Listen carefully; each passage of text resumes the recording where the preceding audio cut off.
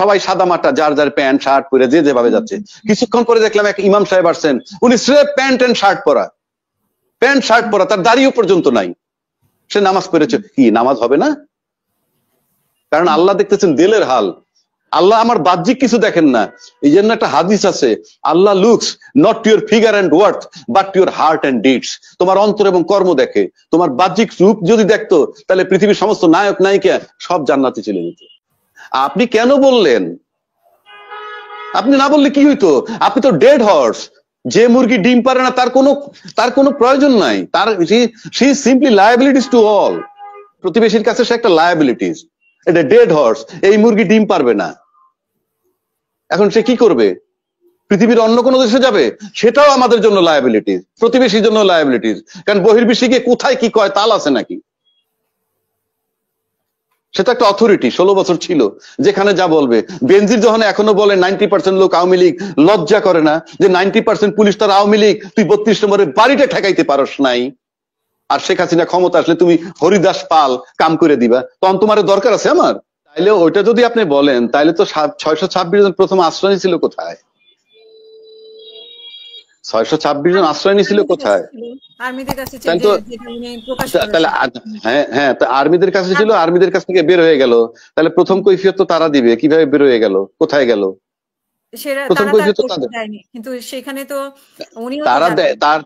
তারা দেয়নি, না দিলে কিছু করার নাই। কারণ this government is absolutely non cooperated by the administration. আপনি কি করবেন? আমি তো বলছি বারবার, এবং সারা বিশ্ব দেখতেছে। যার জন্য আপনি দেখেন, আমি কেউ কিন্তু ইউনুসকে দোষারোপ করতে পারতেছি না, কারণ সারা বিশ্ব দেখে ডিজিটাল যুগ। What is happening in the country, প্রশাসন কি করতেছে, এখানে আমেরিকান অ্যাম্বাসেডর আছে, চাইনার অ্যাম্বাসেডর আছে, কানাডার অ্যাম্বাসেডর আছে, ভারতের হাই কমিশনার আছে, ভুটান, মালদ্বীপ সবাই আছে, সবাই দেখতেছে। আগে যেমন হাসিনা করছে, আজকে একটা সময় সবাই বলছে হাসিনা করছে, অনেকেই বলছে। এখন কেউ তো বলতে পারছেন ইউনুস করছেন। আমি তো বলতেছি ইউনুস সাহেব কিচ্ছু করতে পারবে না, প্রশাসন তাকে কোঅপারেট করবে না। আমি আগেও বলছি, এখনো বলছি, আজকে ইউনুস সাহেব চলে যাক, আমাকে প্রধান উপদেষ্টা করুক, প্রশাসন মাঠে নামবে, বেনজিরের ভাষায়। আপনি ফুটবল খেলার কথা বলছেন, মেয়েদের এবং নারীদের যে ঘটনাটি ঘটেছে, মানে অপু বিশ্বাস, পরিমণি এবং মেহজাবিনের ক্ষেত্রে, কিন্তু আমরা আগে সব সময় আমরা অ্যাডভোকেট রেজাও নাকি যে কোনো মেয়েদের ব্যাপারে কথা বলতে, নারী অধিকারের ব্যাপারে কথা বলতে দেখলাম, কিন্তু এই ব্যাপারে উনি কোনো কথা বলেননি। এইটা একটা গেল। কিন্তু আমাদের যে ক্রিয়া উপদেষ্টা, তো উনিও তো আমাদের, ওনার কাছ থেকে আমরা কোনো বিবৃতি পাইনি। এটা কি আমাদের দুঃখজনক? এটা অবশ্যই দুঃখজনক। এবং আমি আপনাকে বলি, যদি এই ক্ষমতাসীন সরকারকে বলেন যে রাজনৈতিক একটা শেল্টারে উনি আছেন, এতে কোনো সন্দেহ নাই, যেহেতু প্রশাসন তাকে কোঅপারেট করে না, সে তখন এবং তার অ্যাক্টিভিটিস এবং কিছু ইসলামী দলের অ্যাক্টিভিটিস মনে হয় যে এই সরকারের সাথে সরকারকে ভাইস ভার্সা কিছু কোঅপারেট ওই ইসলামী ফোর্সরা করতে চাচ্ছে বা করছে বলে আমার কাছে মনে হয়। কারণ ইতিমধ্যে আমরা দেখেছি অনেক বিশ্ববিদ্যালয়ের চ্যান্সেলর, ভাইস চ্যান্সেলর পরিবর্তন হয়েছে, এবং কাদের নেতৃত্বে, কাদের ইশারায়, এগুলো আমরা বুঝি এবং আমরা বাজারে বের হইলে টের পাই। যেমন আমি যদি বাজারে বাইরে বের হই, বাইরে শীত আছে না গরম না ঠান্ডা, আমার কিন্তু কেউ বলা লাগবে না, আমি টের পাবো। তো একইভাবে আমি বুঝতে পারি, যখন আমরা হাঁটি তখন বোঝা যায় যে প্রশাসনের সাথে ইসলামী ফোর্সের একটা সুন্দর সম্পর্ক, মানে গন্ধ পাওয়া যায়। আমি বলছি না আছে কি নাই, বাট একটা গন্ধ পাওয়া যায়। তো আজকে সেই জায়গাটা হয়তো কিছু কাভার হয়ে যাবে যদি আজকে, যেহেতু বিএনপির মতো বড় দল বলছে আওয়ামী লীগ নিষিদ্ধ করতে চায়, বিচার চায়, আমি ব্যক্তিগতভাবে যদি বলি, আমি 2 হাত উজাড় করে এটার পক্ষে সমর্থন দিব এই বিএনপির এই বক্তব্যের। সুতরাং আমরা চাই যে ওই যে এক্সট্রিমিস্ট আমি যেটা বললাম একটু আগে, ওগুলো আমরা চাই না।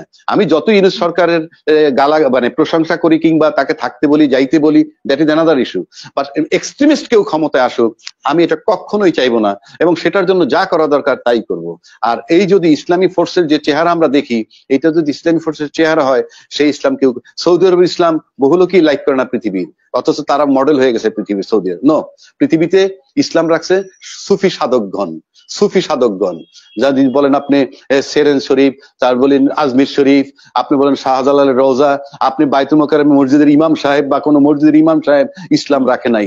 ইসলামের ধারক বাহক হইলে সমস্ত সুফিজমরা, সুফিবাদ যারা করে, সুফিবাদী বিশ্বাসী মহান ওলি আল্লাহ, সুফি সেন্ট, তারা রিয়েল ইসলাম করছে, তারা ইসলাম ধারণ করছে। আজকে শাহজালালের রওজা থেকে শেখ হাসিনা বলেন, খালেদা জিয়া বলেন ইলেকশনের ক্যাম্পেনিং যখন শুরু করে ওখান থেকে জিয়ারত করে শুরু করে, ইভেন হুসেন মোহাম্মদ এরশাদ ওখান থেকে শুরু করছে, কোন মসজিদের ইমাম সাহেবের কবর জিয়ারত করে শুরু করে নাই। সেখান থেকেই বুঝতে হবে যে মানুষ ইসলাম বলতে কি বোঝে। যে ইসলামের চেহারা আমরা দেখতেছি, that is not the real ইসলাম।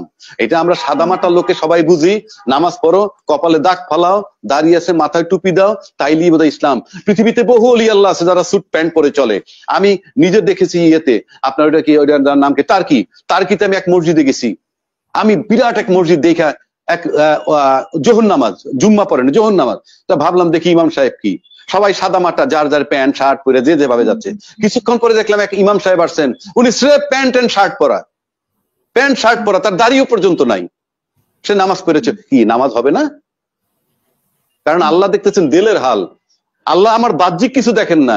এই জন্য একটা হাদিস আছে, Allah looks not your figure and word but your heart and deeds. তোমার অন্তর এবং কর্ম দেখে। তোমার বাহ্যিক রূপ যদি দেখতো তাহলে পৃথিবীর সমস্ত নায়ক নায়িকা সব জান্নাতে চলে যেত। আমরা ডক্টর ইউনূসের এক ধরনের যুদ্ধ পরিস্থিতি মোকাবেলার জন্য তৈরি থাকার জন্য উনি বলেছিলেন। তো এই যুদ্ধ পরিস্থিতি আসলেও যদি যুদ্ধ শুরু হয়ে যায়, সেই পরিস্থিতিতে ডক্টর ইউনূস টিকতে পারবেন কিনা, বা কি ধরনের এই ধরনের কোনো কিছু ঘটার সম্ভাবনা আছে কিনা বলে আপনি মনে করেন কিনা? আমরা মনে হয় গতদিনে এটা আলোচনা করেছিলাম, আপনি বা কেউ ছিল। না, আমি করি নাই। তবে আপনি যেটা বলছেন ইউনূস সাহেব, আমি একটা বলি, দুটা পদ্ধতি তার চলে যাওয়ার। একটা পদ্ধতি সে নির্বাচন দিয়ে নির্বাচিত সরকার কাছে ক্ষমতা দিয়ে চলে যাবে। আর যদি সে নির্বাচন ঘোষণা দেওয়ার পর নির্বাচন করতে না পারেন, তাহলে নির্বাচন না দিয়েও উনি চলে যেতে পারেন।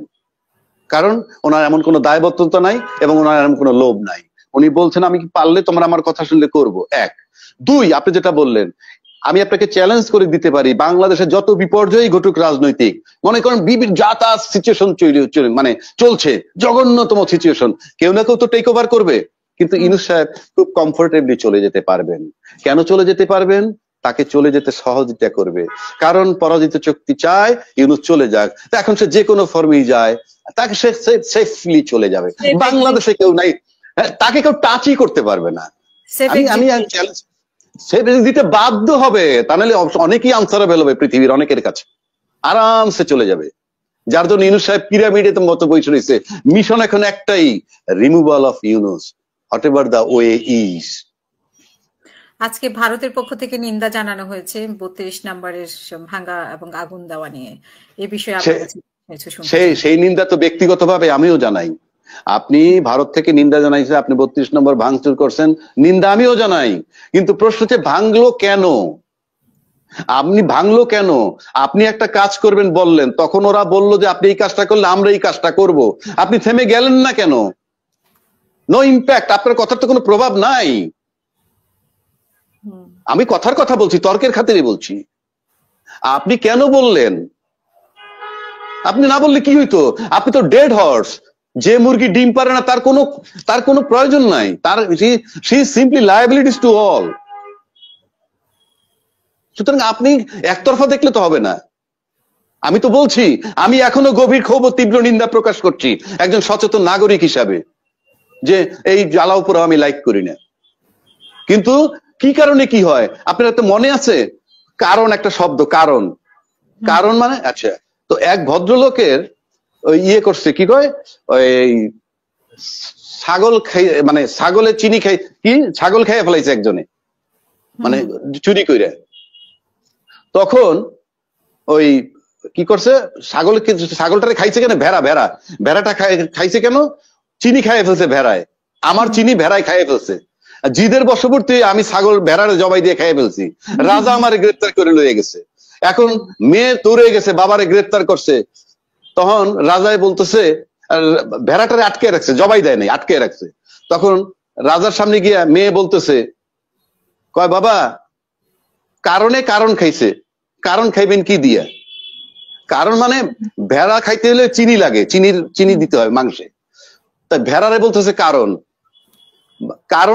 খাইছে, মানে ভেড়ায় চিনি খাইছে, তো কারণ খাইবেন কি দিয়া?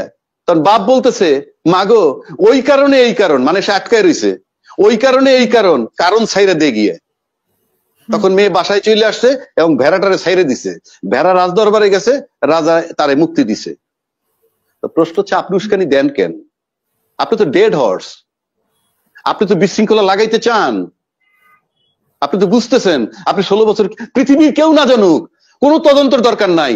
শেখ হাসিনা নিজে তো জানেন তিনি কি করছেন, বুকে হাত দিয়ে বলুক না, তিনি নিজে তো জানেন তিনি কি করছেন। তো তিনি কি করছেন যখন জানেন, একটু ধৈর্য ধরেন না। অনেকে দায়ী করছেন যে মানে ভারতের উপরে, এবং ভারতকে আপনি নিশ্চয়ই দেখেছেন যে গতকালকে পররাষ্ট্র উপদেষ্টা উনি তলব করেছেন ভারতের হাইকমিশনকে, এবং মানে শাসিয়ে দেওয়া হয়েছে বা বলা হয়েছে যে এভাবে যাতে না করে। কিন্তু আসলে ভারতের এখানে দোষ কি? উনি যদি সোশ্যাল মিডিয়া শোনেন, আমি সেটাই বলছি। আপনি আমাদের পররাষ্ট্র উপদেষ্টা ভারতের ডাকছে, ডাইকে তারা কি বলছে না বলছে এটা তারা জানে, তাদের লেভেলটা কিন্তু আমার লেভেল না। এটা ভারতের উপর এক ধরনের আক্রোশ আমাদের, যে ভারত কেন তাকে আসতে দিয়েছে, সেখানে বসে কেন বক্তব্য রাখছে। না তা সেটাও তো শেখ হাসিনার বোঝা উচিত। তাহলে কি আপনি ওইখানে বসে প্রতিবেশীর সাথে আমার সম্পর্ক আরো খারাপ হোক সেটা আপনি চান? আমি তো বলছি প্রতিবেশীর কাছে সে লায়াবিলিটিস, প্রতিবেশীর কাছে সে একটা লায়াবিলিটিস। এটা ডেড হর্স, এই মুরগি ডিম পারবে না। এখন সে কি করবে? পৃথিবীর অন্য কোনো দেশে যাবে? সেটাও আমাদের জন্য লায়াবিলিটিস, প্রতিবেশীর জন্য লায়াবিলিটিস। কারণ বহির্বিশ্বে গিয়ে কোথায় কি কয় তাল আছে নাকি? সেটা একটা অথরিটি, 16 বছর ছিল, যেখানে যা বলবে। বেনজির যখন এখনো বলে 90% লোক আওয়ামী লীগ, লজ্জা করে না যে 90% পুলিশ তার আওয়ামী লীগ, তুই 32 নম্বরের বাড়িটা ঠেকাইতে পারস নাই? আর শেখ হাসিনা ক্ষমতা আসলে তুমি হরিদাস পাল কাম করে দিবা, তখন তোমার দরকার আছে আমার? এগুলো বুলশিট। অসংখ্য ধন্যবাদ আবু হানিফ রাজ্জাককে। আমরা শেষ করব আপনার শেষ বক্তব্য আজকের অনুষ্ঠানের জন্য। আমাদের শেষ বক্তব্য সিম্পল, আমরা শান্তিপ্রিয় মানুষ, শান্তি চাই। আমরা ভারতের সাথে বৈরিতা করব না। দিন শেষে ভারতকে আমার লাগবে, ভারতের সাথে আমাদের সুসম্পর্ক থাকুক। আর এই সুসম্পর্কের ক্ষেত্রে হাসিনা একটা অন্তরায় তৈরি করতেছে, সেটাও আমাদের জন্য একটা দুঃখজনক ঘটনা। আর সমস্ত রাজনৈতিক দলের কাছে আমার আহ্বান থাকবে, আমরা দলমত নির্বিশেষে আসেন, সব ঐক্যমত্যের ভিত্তিতে একটা জায়গায় অন্তত যাই। স্বৈরাচার ফেসিবাদ যাতে মাথা উঁচু করে আর দাঁড়াইতে না পারে। দেশ আপনারা যেই চালান, মানুষের ভিতরে ভয়টা ঢুকুক যে পার পাওয়া যায় না, সেই জায়গাটায় আসতে হবে। নির্বাচন হবেই, ইউনূস সাহেব কেন যাইতে বাধ্য হবে। 1 দিন 2 দিন 1 বছর 2 বছর কতক্ষণ থাকবেন আপনি? যেতেই হবে। কিন্তু আমার মনে হয় দেশটাকে যদি আমরা সবাই ভালোবাসি, আমাদের সবাই সুচিন্তা করে আগায় আসা উচিত, দলমত নির্বিশেষে সকলের।